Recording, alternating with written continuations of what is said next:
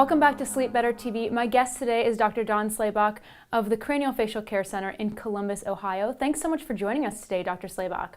Thank you for having me. Let's talk a little bit about oral appliances. Now, what causes teeth grinding? Well, there's a couple of things that can cause teeth grinding. There's probably a small amount of the population that just neurologically are wired that way.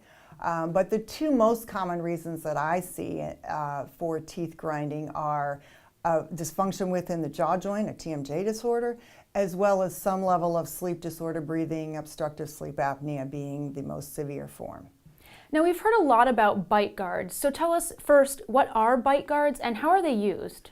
Well, our training in dental school, basically we are all taught that if anybody has anything that could possibly remotely be related to a TMJ disorder without a diagnosis, just throw in a flat plain piece of plastic and hope that it works.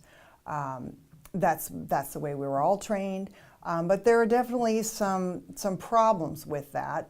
Yes, it will protect the teeth, but there are several studies out there that show that it can actually make an airway worse. That is, if we put it into somebody who has a sleep disorder breathing problem, their breathing gets worse at night. And I believe it also can allow the jaw to slip back and irritate the blood vessels and nerves in the back of the jaw joint and make a TMJ problem even worse.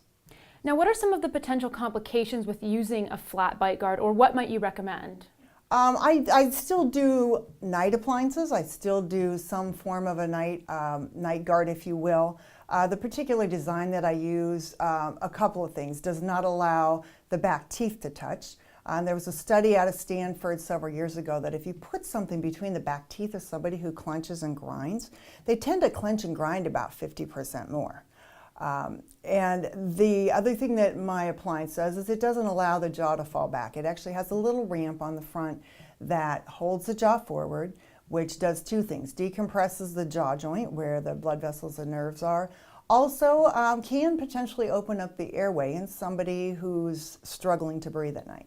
Thank you so much, Dr. Don. Thank you. My guest today has been Dr. Don Slaybach of the Craniofacial Care Center in Columbus, Ohio, and you have been watching Sleep Better TV.